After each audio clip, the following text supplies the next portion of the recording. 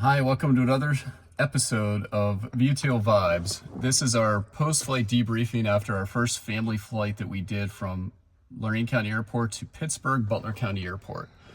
We just flew on Tuesday, and some things went well, some things didn't. So first, let's talk about the cons of the flight that we had. The first con that we had was we put an iPad up here with the holder, and about 20 minutes into the flight, it overheated. Not that we did anything wrong with having it there. I think it got heated by the sun, and it basically said, turn off iPad, overheating, emergency. So we just took it down after that, and we just turned it off, and that was it for the iPad for the entire flight. So, we didn't expect that to happen, but we also didn't know it would happen. So, I mean, it was what it was. So, and I had my phone here for flight 2 on another suction that we were able to use. So note to anyone that's trying to put an iPad in the front, it's going to overheat if it's a sunny day, because this was a sunny day and the iPad didn't like it. My phone didn't like it either, because I tried that too on a return flight.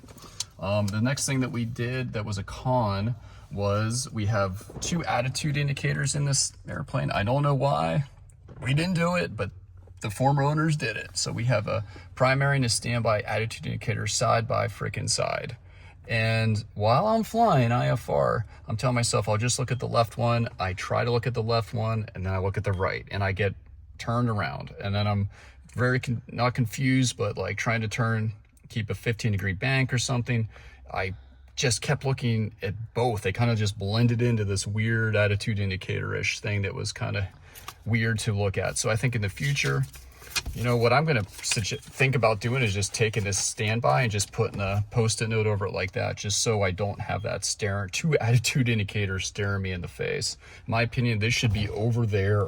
I don't know why they put it over here. It's a bad idea. So that's the other negative. A third negative I had is we only have one VOR ILS receiver right down here. You can legally do approaches like that. You can do an instrument approach, and you could do, VOR and then track it outbound and do a procedure turn to do an ILS. We didn't do that. I took the lazy person's approach where I just asked to get radar vectored onto an ILS. But, that could be an extra additional workload. For someone like me coming from jets, coming with computerized FMSs, going back to this era is a different mindset, and only having one VOR ILS receiver, that's something that I'm going to have to take into account, and like maybe do a little more chair flying next time before I actually fly IFR, before I get into like some one of those approaches where you have to switch back and forth to different navs to be on the approach, and do it myself without ATC.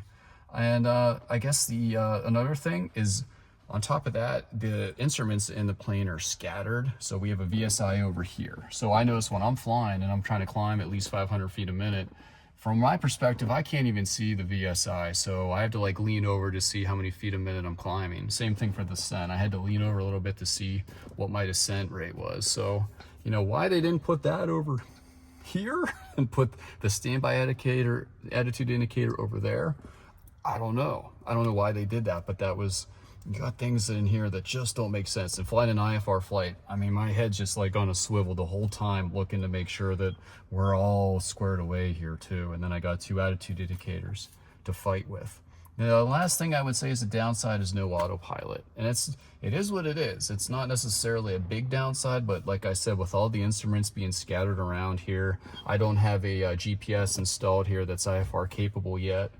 It just makes for me being a single pilot PIC real busy. It makes life really busy. Both flights were like 50 minutes back to and from. I didn't really feel like I had much downtime at all. I was too busy hand flying the airplane, trying to like hold it steady so I could like pull an approach plate up and make sure I'm looking at that and have everything dialed in to do a radio switch.